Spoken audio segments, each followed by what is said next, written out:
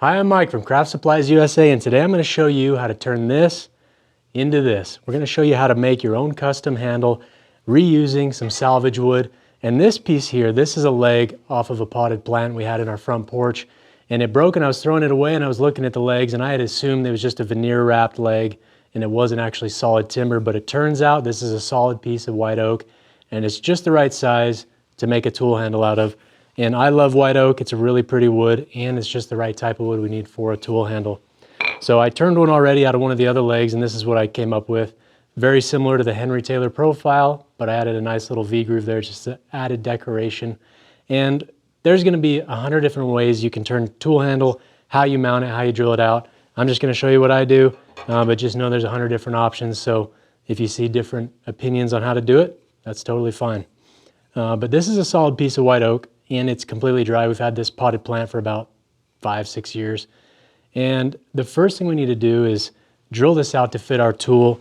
And I've got a 3/8 bowl gouge here, so this is basically right at 1/2 inch diameter.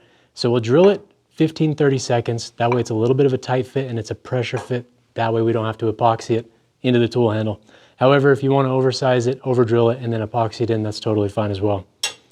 But our first steps are going to be mounting this in our chuck, centering it up for our drill bit, and then drilling this to the right depth. So let's get this mounted in our chuck and we'll start drilling it. So we're going to be mounting this in a 4-jaw chuck here, and I'm just going to hold this nice and loose, and we'll use the revolving center to square up on the hole that was already drilled in there for that wooden screw that attached it to the base. And as we're doing this, one of the things that comes to mind as far as materials for handles, primarily it's going to be ash, oak, hickory, hardwoods that are good, that have good shock resistance.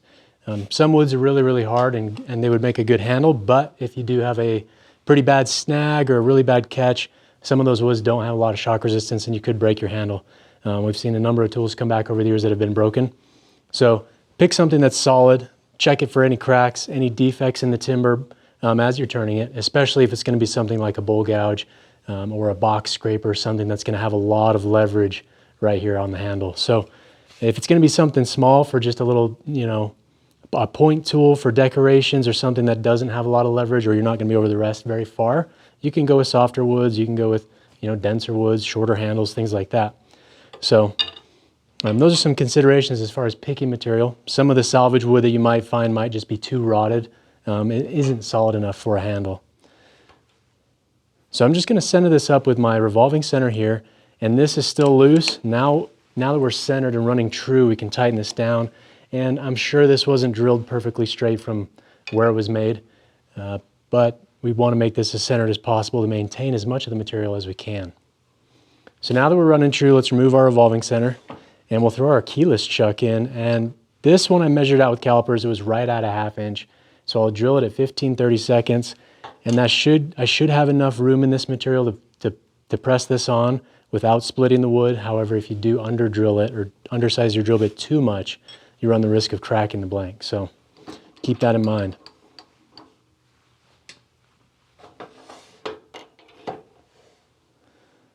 And we'll bring this up. I'm going to keep the tailstock locking lever loose while I do this, just making sure that both sides of the flutes of the drill bits are running true. Once we have that, we can lock that down and then we'll snug this up just a little bit, take some of the play out of our tailstock. Obviously this isn't a metalworking lathe. There is going to be a bit of variance here. We're working with wood. And then let's put on our safety glasses and we'll turn on our lathe speed nice and slow to get this started. Make sure this bit's running true. We don't want this to be super crooked and have it drilling a really off-center hole.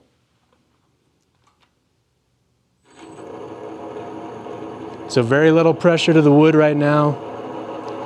About 500 RPM, and we'll slowly advance this in. Just allowing that to stay centered, that way it doesn't get kicked off course. And for this tool in particular, I need to drill it 2.5 inches deep.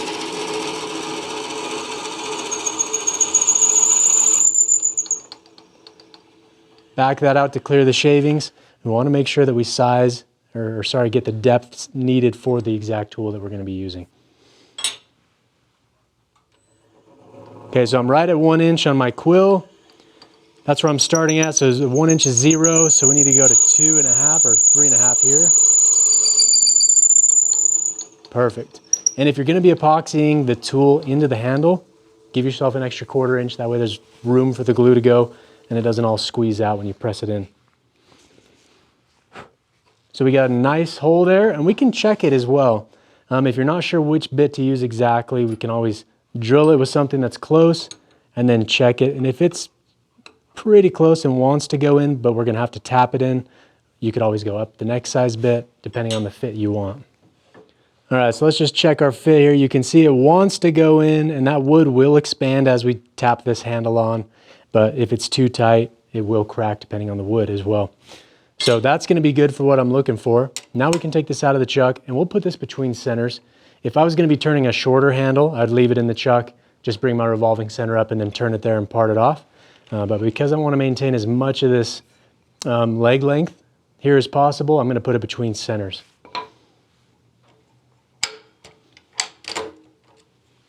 And one thing to note as well is there is a fair amount of deviation between the shaft diameters, even from the same manufacturer. This batch might be 15-30 seconds. The next batch might be just over 1/2 inch. So there's a fair amount of deviation in that listed size. So use calipers, double check the actual size of the tang. And one thing I've done too before we actually mount this in is you can see I've ground the flat spot on the top of the tool there. That way I can get my jig all the way back once this tool gets worn down. I'd rather do it now while it's out of the tool handle than try and do it once it's in a handle. So I rough grinded it with a grinder, just got a lot of the material out of the way, then I put it in my vise and leveled it with a file to make sure that's nice and flat. And I'll be using a 60-degree drive cone on the drilled end, and then we'll be using a revolving center on the opposite end as well.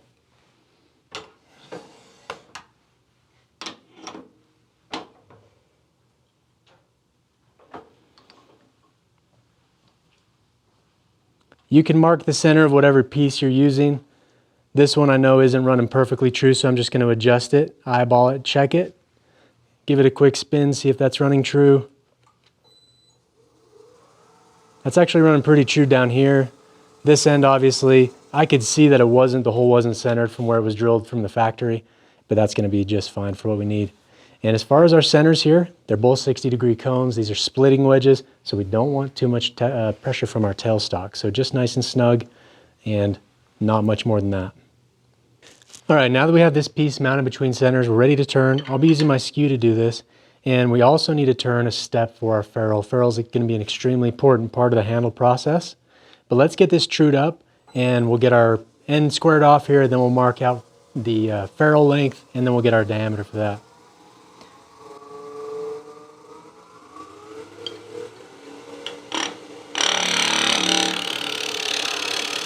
For our skew, as far as tool rest height goes, just above center.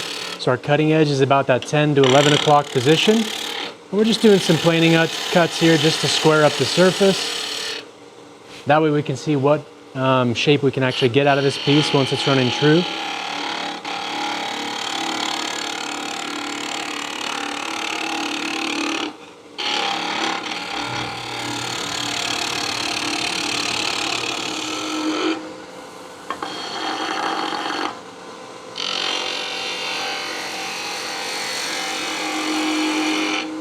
We can use the tool to check for flat spots.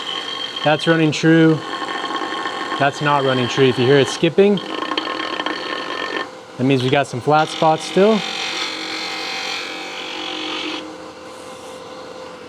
Let's stop the lathe and take a look real quick. You can see that skew is giving us a really clean cut on this surface. And once we cut through all the aged areas of the wood, you can see that nice bright white oak color there. This is going to be a nice piece of material for a handle. But now that we have this mostly trued up here, we've got some nicks and dings in the wood. Those will turn out as we start shaping it. But let's get our ferrule width established. We'll square up the end and we'll use our calipers to get the diameter for that little shoulder. Do a nice little slicing cut here just to square up the end of the blank. Heel cut this down.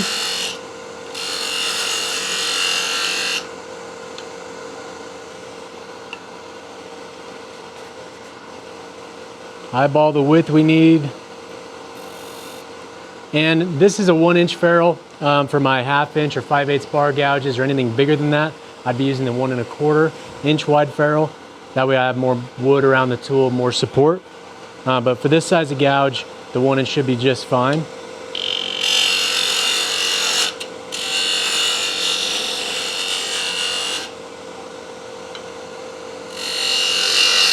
And then we'll do a slicing cut here on the end. And it's worth noting here on the bottom side of the ferrule, it's got a slight chamfer, about a 45 degree. I'm gonna try and get that shape in there as well to match that.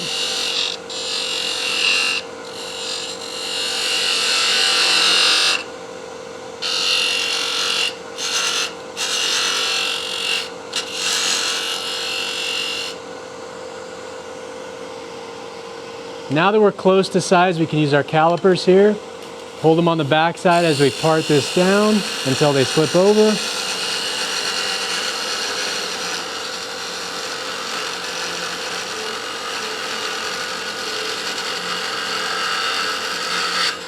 There we go. Now we know that's the right diameter.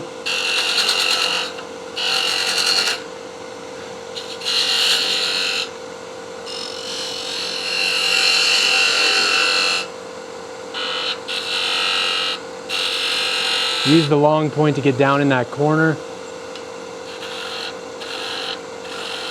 And then we'll just square up this surface and flatten it, make it nice and straight.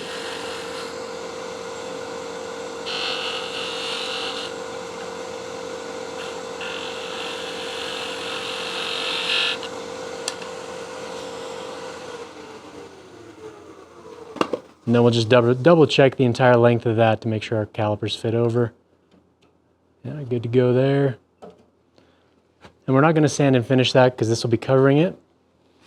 And the length of that should be right on the money. I'm just going to square up this shoulder one more time to get a cleaner cut, and then we can start shaping.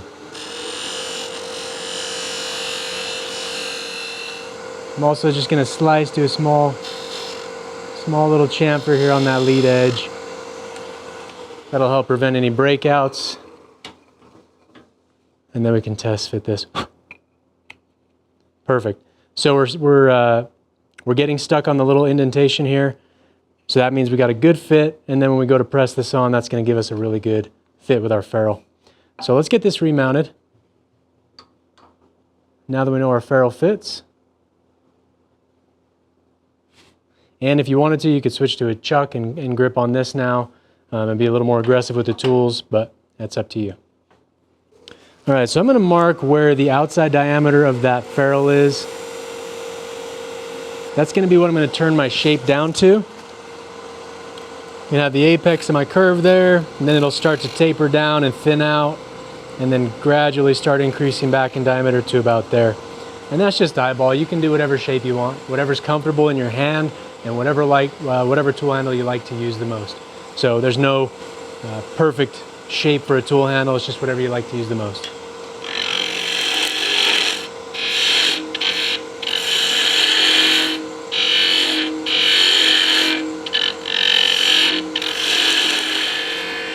Okay, I'm just proud of my pencil mark. I'll start getting the curve this way.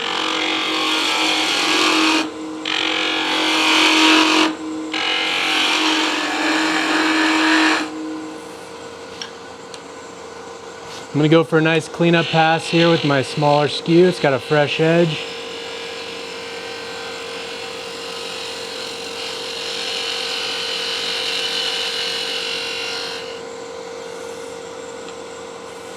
I think it's a little bit big around. I'm going to remove some material.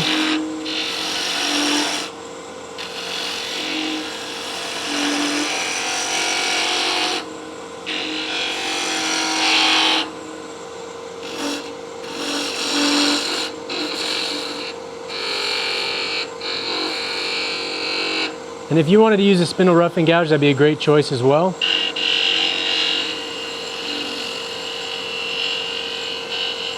But this is a good project just to get some extra practice with the skew.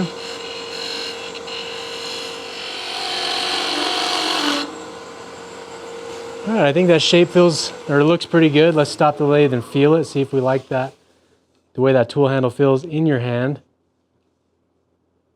I like that. I think it's a little heavy here still. Now let's start removing some of this mass right here and getting this thinned out just a bit. I'm going to switch back to the 1-inch skew just for this stock removal.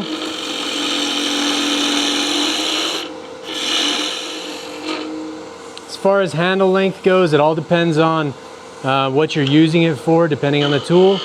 Obviously, longer handles for the tools you'll be roughing with and removing more material, or being over the rest further. Detailed tools, really small tools where you're just adding fine detail and decorative things, you can have a lot shorter handle.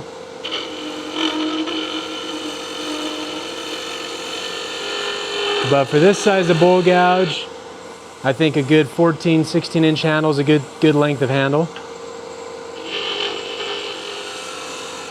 If you start getting chatter because your tool handle is getting thinner on a smaller handle, use your fingers on the back side, just light pressure. That'll help support the piece and reduce any chatter you might be getting.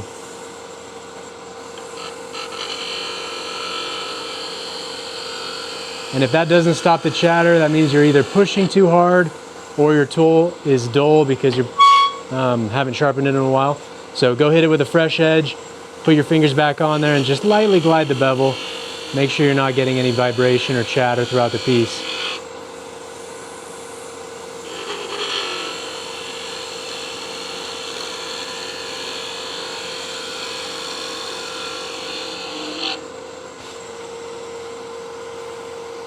I'm going to thin it out just a bit here. As far as my overall length, let me just true this up.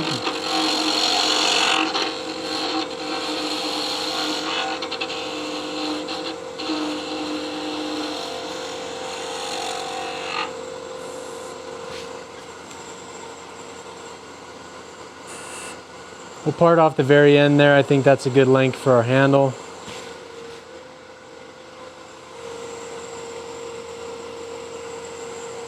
This one's just right about where we ended up on the other tool. Put a small V-groove in.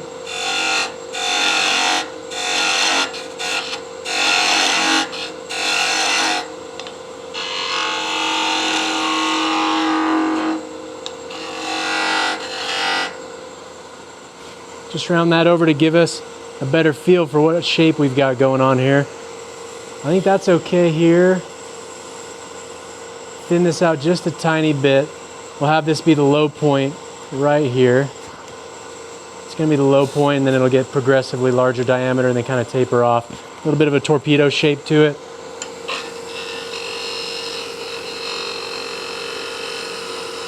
Just take ever so slightly a gentle cut here just to remove a little more mass.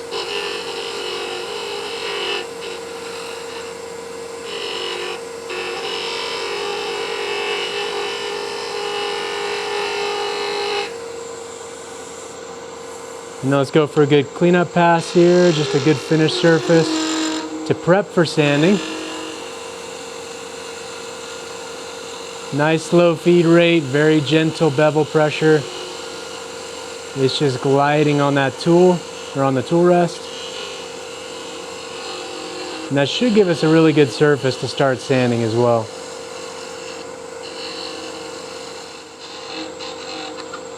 Alright, now we'll go ahead and V-cut this down.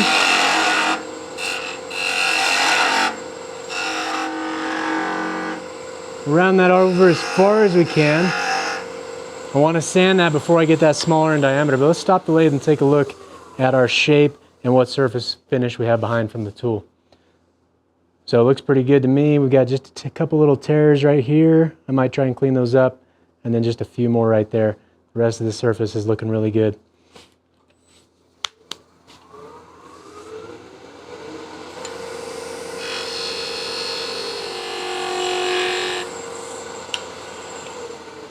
Let's see if we cut through the torn fibers. And looks like we're pretty good there. So let's go ahead and sand this while it's still securely mounted here with this nub end. If we make this too small and then we're sanding a little too aggressively, we can snap that off, and then we'll be starting from scratch, or we'll have to hand sand the rest of the thing. So let's go ahead and get our sandpaper out and we'll sand this. And I think we should be able to start out with 180, 220-ish, and we'll see what surface we're getting. All right, so I've got my sandpaper here. We're going to drop our speed down. about 1,000 RPM. Starting out with 180. Make sure you wear a dust mask or have your dust collection going. We've got a dust collector on the floor, and we can't pick up audio with a mask on right now, so I like to grab the top and the bottom of the paper. That kind of helps level that surface as it goes across. Coves will hand sand from underneath. And then get back up here.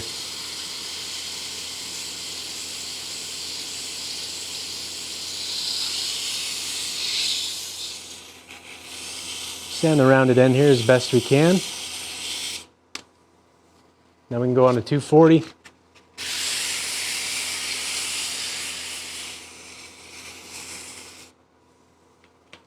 With the 240, I'm going to stop the lathe and just sand with the grain. Grain's running from headstock to tailstock, spindle blank orientation. But you can see the medullary rays running through this piece are gorgeous.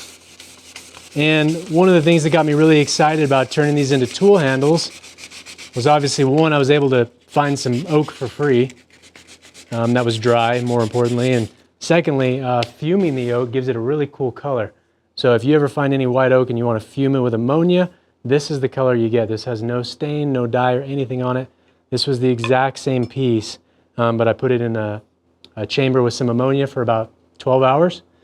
And this is the color you get, and then I've obviously put some finish on, but it just enhances the color, makes those medullary rays pop out even more, and obviously it's dusty now, but you can get a really cool looking tool handle. So we'll keep hand sanding, get rid of any scratches we've got.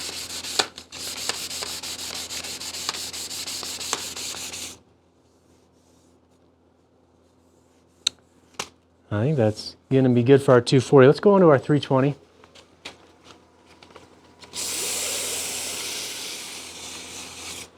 And I'm going to flip this in reverse as well.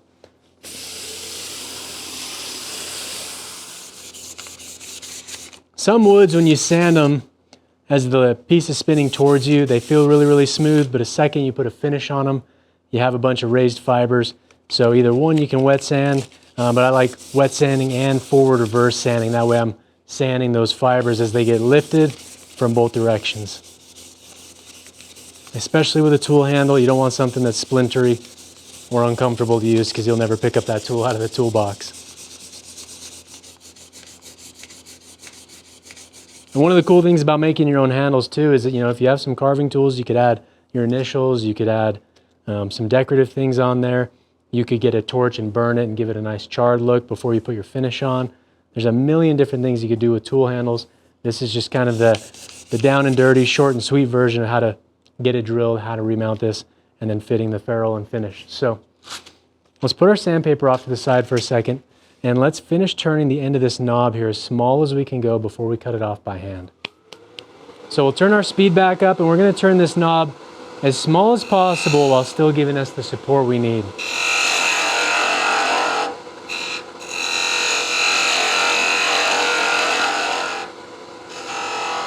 If you wanted to make this the entire length of the blank and keep your center point there, that way if you needed to ever return it to refinish it, that's an option. I'm going to be cutting this off so that way if I do remount it, it won't be running perfectly true, but that's okay. Ideally, I shouldn't have to refinish this handle.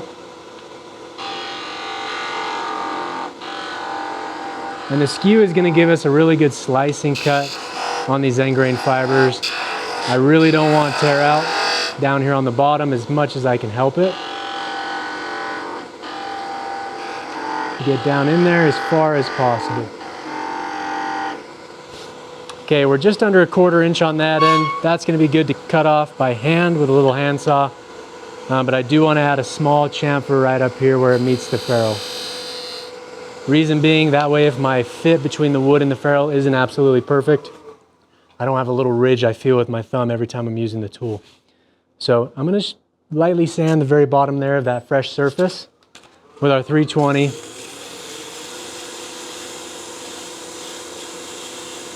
And then we can go ahead and grab our saw. All right, so now I'm going to take off tailstock pressure just to keep it on the lathe, but I don't want it to bind up my saw as I cut through this. If you've ever sawed something off on the lathe and you have a ton of tailstock pressure, as you're cutting it, the piece gets a lot of pressure on your saw and wedges it in place. And this is just a small Japanese hacksaw, or I don't know. This is just a small narrow saw. I'm not a general woodworker. I don't know what these are called. I'm sure it has a super fancy name that I'm butchering, but there we go. Okay, so we've got a really clean surface all the way around except for that tiny little nub, and we're going to hand sand that. I can use my skew just to take off some of the bigger material before we start sanding. And be careful while you're doing this, because you're going to, if you slip off, you're going to jam your skew into your hand and have a nice fun afternoon at the Instacare. Or you're going to use a bunch of super glue to close it. Okay, but I got that mostly formed with my skew there, and then we can use our 320. I'll use my palm because that'll contour to the end of the handle just a little bit better than doing it on a flat surface. And that looks pretty good.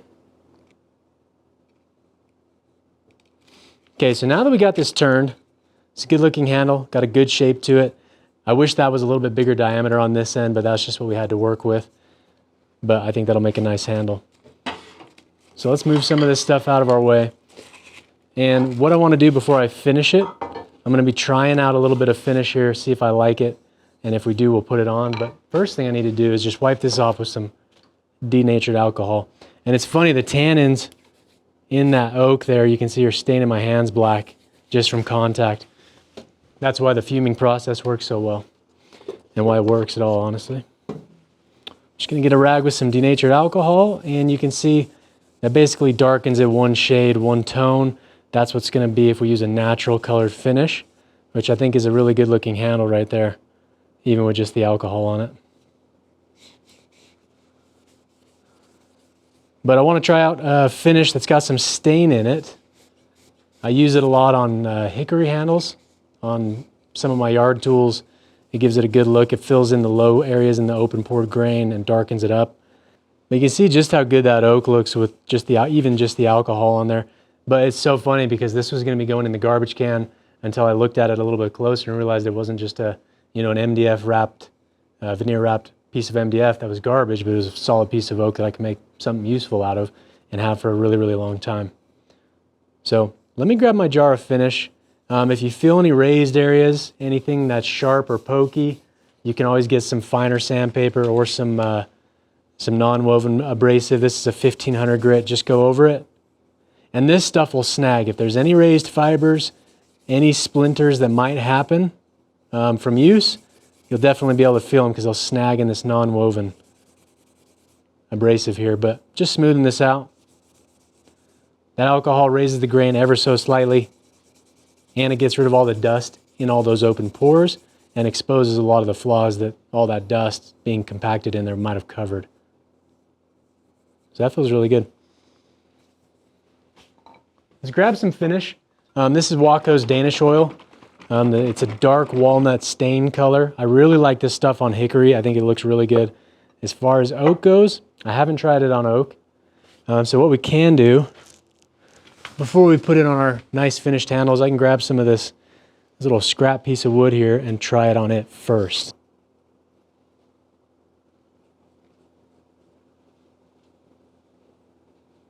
So I'm just going to use this piece of scrap material just to see if I like the color, and I think I do. Gives it a nice darker rich brown, and it gets even darker in the open pored areas. I think that looks pretty good. I say we send it. Let's give it a shot. All right, so I'm happy with the way that looked on that little test piece. Before we stain it, I do want to get the blade mounted in here with the ferrule. So let's get this cleared off. All right, so before we put the tool into the handle, let's put our ferrule on first. That way it's going to support that wood as we press the blade into the handle, and so it won't crack. All right, so I'm just looking as far as my ferrule fitment here. I want to make sure that I have my taper obviously towards the large diameter here. And then as far as grain direction, you can see the grains running this way, a little bit of a diagonal, and the majority of the load is going to be downward load, not laterally. So I want to make sure that I don't have the layers of the wood stacked like this. That way if there's a load or a shock, they're going to tend to split apart. I'm going to have them run in this direction here, so that way I've got more strength. And we can use our lathe as our press. So we're going to just set that against the spindle, and we'll use the quill here for our press. Bunch of different ways of doing it. If you want to just tap it on with a mallet, go ahead. Whatever you want to do. But this is a good way to do it when we're in the studio with not a lot of options. And we'll just make sure that's nice and squared up and fully seated. All right, so we'll press that and fully seat it. And this is a good time to check too. Make sure you have a good fit on your ferrule. If the shape doesn't match to the ferrule and step down the way you want it, you can remount that between your revolving centers and just try and find your center point again. But now that we have that there, let's go ahead and put our tool handle. We'll roughly seat this. And if you wanted to, you could mount this in a collet chuck to hold this end and use the tailstock to slowly drive this on, which would be a really good option. I wonder if my chuck, let's try my chuck jaws. They might be able to hold that tool well enough without marking it to press that tool handle on, or you can use a hammer, a mallet, vise, ton of different options. Let's just throw this on there and see if that'll grip it.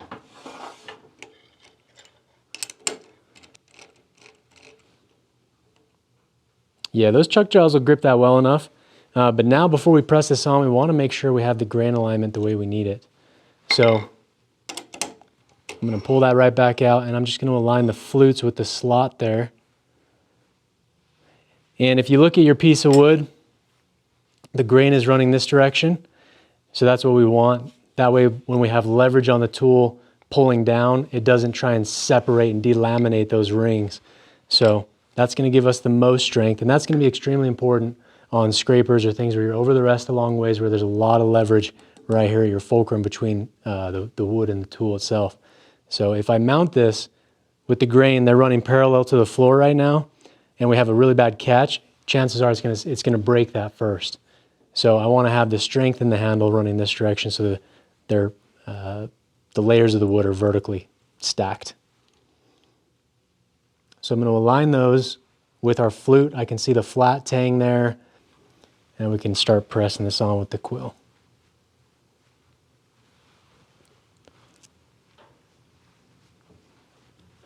All right, now that we got that pressed in as far as we need, let's go ahead and give this a wipe down one more time with the alcohol, and then we'll throw our stain on. If you wanted to polish the ferrule, now would be a good time, or polish it before you install it as well, if you want a really bright, high gloss finish on the brass. But the handle is ready to stain. So as far as that finish goes, we talked about it before. It's the Waco Danish oil.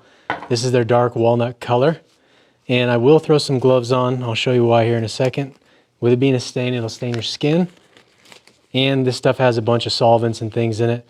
And because generally the finishes I try to use are food safe finishes for obviously kitchen items, where I have a chance to not need it to be food safe, I'm going to give this stuff a shot. I know there's a bunch of solvent in this finish, and fortunately it's not hard to apply. It goes on really easy, and it's kind of a foolproof finish, and it's fairly low odor compared to things like water locks and stuff like that.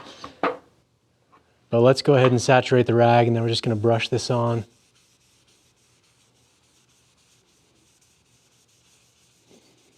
And this is going to seal and protect the wood, as well as give it that darker color, kind of an antique aged look like we had before we started turning it from being outside in the weather. But I really like the color of this stain. They call it a Danish oil. It's not a true Danish oil, but it's got a good finish to it, and it's easy to apply. And it's fairly durable. It's nice and thin, so it penetrates really well. Something you can pick up pretty much at any local hardware store. But with that solvent does come the fire risk, so make sure you take the rags outside, let them air dry once you're done. And one thing you can do too, I've seen guys do, is they'll put that finish just straight on their rubber gloves and spread it in by hand, because you lose a lot of the finish out of a jar on the rag itself that doesn't actually make it to the workpiece, where with the rubber gloves they're not absorbing anything, so they can just spread that around and maximize the usage out of each jar. of whatever finish you're using. But I think that has a really pretty look to it. Nice rich color. It still is white, a nice white oak, but it's nice and dark, especially in the open pores.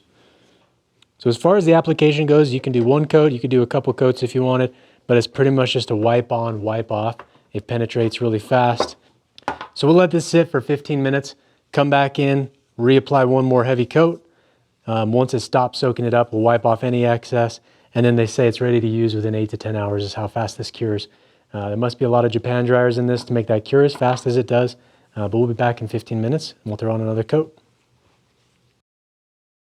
All right, so I've let this sit for about 15 minutes and it's definitely not as glossy as it was when I left it.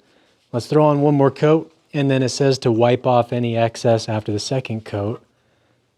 So we'll just wipe this on, wipe it off.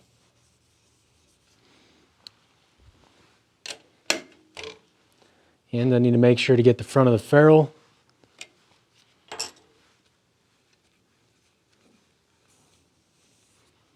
Okay, and then I'll get a clean rag and then just wipe any excess off the surface. And the one thing I really like about this for my axe handles and tool handles and things like that is it's a very natural, close to the wood feel. It feels a lot like tried and true. It's got a really good, what they say is a hand rubbed feel to it. To me, it feels a lot like tried and true Danish oil or the, just the boiled linseed oil finishes. But we get a little extra protection with the finish in this can as well. So I'm going to let this sit overnight. They say ready in 8 to 10 hours. I'm just going to let this cure all the way tonight. And then tomorrow, if I want to, if there's any uneven areas as far as the color, or if there's any raised grain or any fibers or anything that feels rough, we can just lightly cut that back a little bit and then throw some wax coat. Wax as a top coat to protect the wood, and then this tool will be ready to use. So I'm going to take all the rags outside, make sure we don't catch the studio on fire tonight, and we'll be right back. All right, so we've let this handle cure overnight. The finish is nice and cured. You can see it's got a really good color to it. The feel of that finish feels a lot like a tung oil or a boiled linseed oil finish. And if we hold up both the tools, taking a look at the fumed oak versus just the stained oak, you can see obviously there's quite a big difference here. But I've got a nice set of custom handles for my gouges now. And it's nice that they're slightly different so I can easily tell which one's which if I have different grinds on these tools. But that's going to be it for turning a handle, rehandling your gouges. Any flat tank tools are going to be a little bit different process, but hopefully you learned some tips and tricks. And if you have any comments or good stories about salvaging some wood and turning something cool out of it, go ahead and leave that in the comments below. I'm sure you guys have some interesting stories, but hopefully you learned something from this video. And if you want to see more wood turning videos, go ahead and subscribe to our YouTube channel.